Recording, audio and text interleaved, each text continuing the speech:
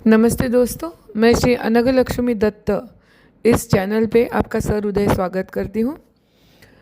जो कि अभी नवरात्र शुरू होने वाली है कल से, और इसीलिए मैंने सोचा कि आपको कुमकुम अर्चन कैसा करना चाहिए इसका पूरा पूरा ज्ञान दिया जाए। कुमकुम अर्चन करते वक्त सबसे पहले आपको ये पूरी तरह से जांच लेना चाहिए कि जो कुमकुम आपने लाया है वो हल्दी का बना हो। हल्दी में जब आप चूना मिक्स करते हो तो उसका कुमकुम बनता है। इसका सबसे आसान तरीका पहचानने का यह है कि आप उस कुमकुम को 2 उंगलियों में पकड़कर पीसो और उसका स्मेल ले लो, उसका बास लो, तो आपको हल्दी का स्मेल आएगा। तो उसको आप पहचान सकते हो। ज़्यादा करके मैया को मरून कलर या रेड कलर या डीप रेड कलर, ये ही कलर का कुमकुम वापर किया जाता है। दूसरे जो होते हैं उसका वापर नहीं किया जाता। आज बाज़ार में बहुत धर्म का बाज़ार बना हुआ है, इसके लिए लाल रंग को वो लोग कुमकुम के तौर पे बेचते हैं। तो प्लीज़ इसको इंश्योर कीजिए। और जो हल्दी का कुमकुम होता है उसका कभी भी आपके हाथ पे दाग नहीं रहेगा, या जहाँ कहीं पे भी आप लगा दो वहाँ पे दाग नहीं रहेगा। अगर रहा भी है, जैसे पेपर है जो ऑब्जर्व करता है, तो ऐसे चीज़ों पे अगर दाग रहा भी तो वो हल्दी का पीला रंग का दाग पड़ेगा, उस पर लाल रंग का कभी भी दाग नहीं पड़ेगा। तो ये था आपको कैसे पहचानना है। अभी हम जानेंगे कि कुमकुम अर्चन करते वक्त आपको क्या करना चाहिए। तो सबसे पहले आप मैया है ऐसे उस तौर पे या तो मैया की मूर्ति रख सकते हो। मैया की मूर्ति नहीं है तो आप श्री यंत्र रख सकते हो। श्री यंत्र भी नहीं है तो किसी देवी का कोई यंत्र अगर आपके पास हो तो उसको आप रख सकते हो। अगर देवी का यंत्र भी आपके पास नहीं है तो आप सुपारी को चावल के ऊपर प्रतिष्ठापित करके उसको मैया समझ के उसके ऊपर कुमकुम अर्चन कर सकते हो। तो जब आप कुमकुम अर्चन को शुरुआत करो तो सबसे पहले आपको थोड़े चावल रख के उसके ऊपर मैया को या सुपारी को या उनके टाक को या उनके स्वरूप आपने जो भी मान के आपने उधर रखा है उसको आपको वहाँ पे चावल के ऊपर प्रतिष्ठापित करना है। चावल के ऊपर प्रतिष्ठापित करने से पहले ये ज़रूरी है कि आप जिस चावल पे मैया को बिठा रहे हो उसका आप गोल शेप का एक आसन बना लो और उसके ऊपर उंगली से आप स्वस्तिक बना लो।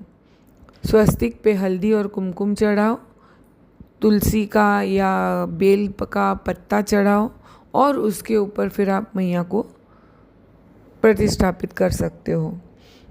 मैया को प्रतिष्ठापित करने के बाद हमेशा की तरह उनको धूप दीप आरती ये सब कर लिया, प्रसाद दिखा दिया, तो उसके बाद आप कुमकुमार्चन को शुरुआत कर सकते हो। कुमकुमार्चन को शुरुआत करते वक्त पहले आपको मैया को प्रार्थना करना है कि हे मैया, मैं मेरे परिवार की ओर से मैं आज आप पे ये कुमकुमार्चन जो कर रही हूँ वो इस उद्देश्य से कर रही हूँ। तो आपकी जो भी इच्छा है, मनोकामना है जिसके लिए आप ये कुमकुम अर्चन करने वाले हैं, तो वो आप मैया को स्पष्ट कर दें।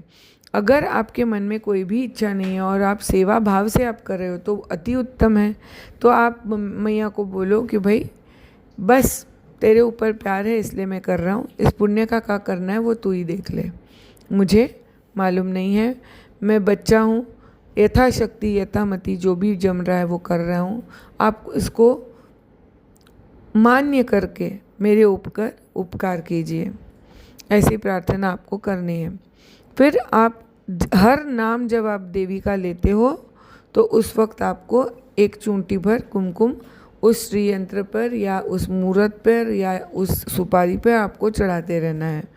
अगर आप किसी स्तोत्र से मैया के ऊपर कुमकुम अर्चन कर रहे हो तो कंटिन्यूअसली कुमकुम की धारा मैया के ऊपर या सुपारी के ऊपर या जिसको भी आपने मैया मान के आप कर रहे हो उसके ऊपर वो शॉवर होती रहनी चाहिए, गिरते रहनी चाहिए।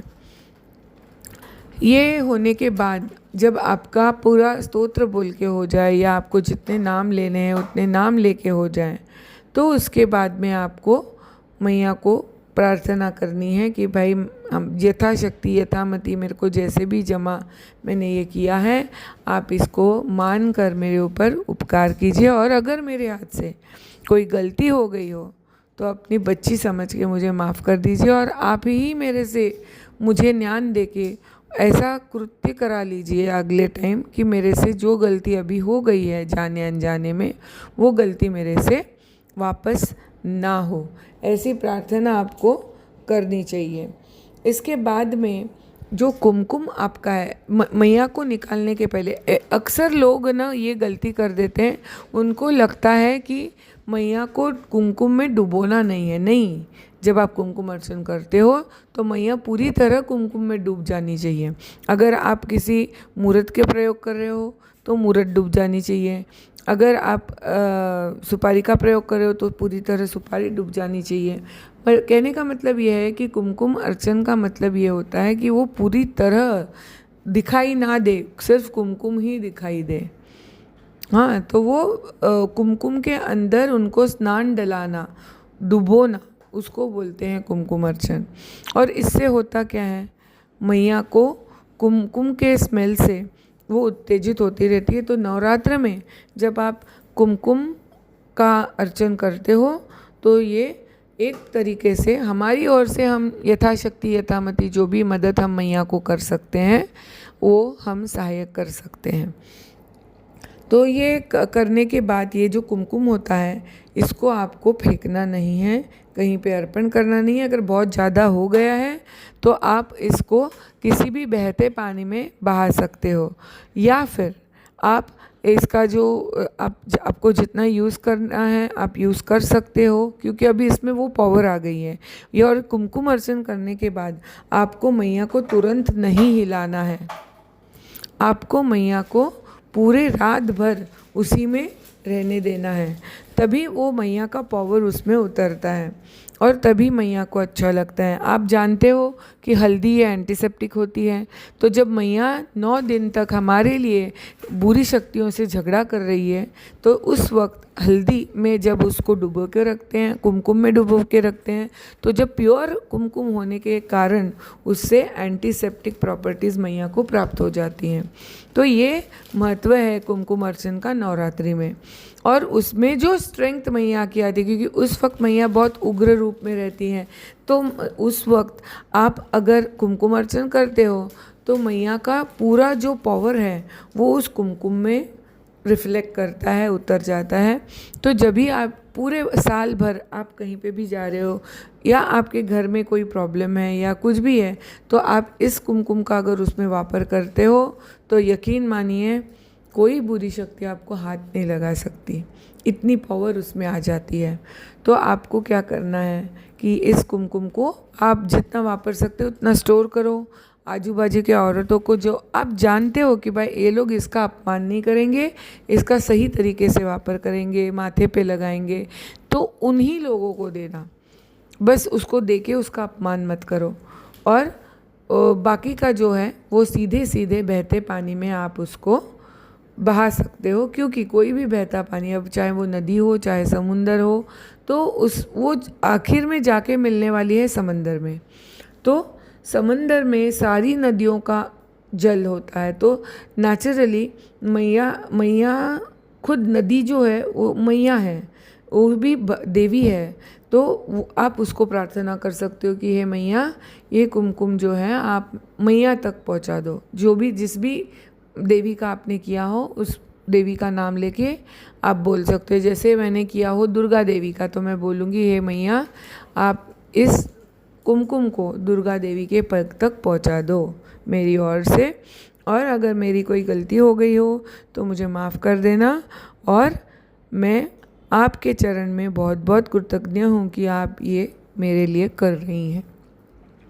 तो फुल नाइट आपको उसको ऐसा ही रखना है, और उस दिन आपको ये ज़्यादा करके इंश्योर करना है कि उस दिन पूरे दिन कुछ कुछ घरों में तो अभी दिया 9 दिन का जलेगा तो कोई प्रॉब्लम नहीं आती है, लेकिन जिस घर में कुमकुम अर्चन किया हो तो कम से कम उस रात तक आपको पूरी टाइम मैया जो कुमकुम में रहने वाली है तो उनके यहाँ पे एक दीप जलना ही चाहिए।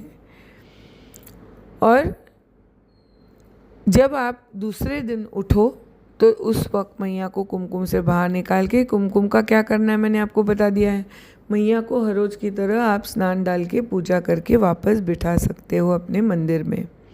ओके, तो ये था पूरा कुमकुम अर्चन का। और अभी ये सवाल उठ सकता है कि वो जो सुपारी, अगर हमने सुपारी यूज़ की है तो उसका क्या करना है। तो यकीन मानिए, अगर आपने उसको देवी के तौर पे पूजा है तो उस सुपारी में भी बहुत सारी ताकत आ गई है। तो उस सुपारी को आपको अक्सर, या तो आप उसको वापस अपने पूजा के साहित्य में रख सकते हो, लेकिन एक बार वापरी हुई चीज़ वापस किसी दूसरे पूजा में नहीं वापर सकते हैं। ओके, तो इसके लिए आपको उसको सीधा सीधा एक लाल कपड़े में उसको बांध के आपके तिजोरी में अगर आप रखो, या आपके गाले पे रखो, जहाँ पे आप दुकान चलाते हो, जहाँ पे आप पैसा इकट्ठा करते हो, तो वहाँ पे हमेशा बरकत बनी रहती है। तो ये सब था कुमकुम अर्चन के बारे में। मैं सोचती हूँ कि इससे आपको ज़रूर ही फ़ायदा हुआ होगा, और इस नवरात्रि में आप डेफिनेटली पूरा राइट तरीके से कुमकुम अर्चन कर पाएंगी। इसके साथ अगर आपको पूरा कोई ज्ञान मिला हो, ऐसा आपको लगता है, अच्छा लगता है ये सुनना, तो आप बेल आइकॉन दबाना ना भूलें। और ऐसे ही नई नई जानकारी या पूर्णत्व तक जानकारी जानने के लिए देखते रहिए श्री अनघलक्ष्मी दत्ता। और हमारा बेल आइकॉन दबाने के बाद हमें शेयर, लाइक और सब्सक्राइब करना ना भूलें। जय गजानन, जगदम्ब जगदम्ब। बोलो श्री अम्बे मात की जय।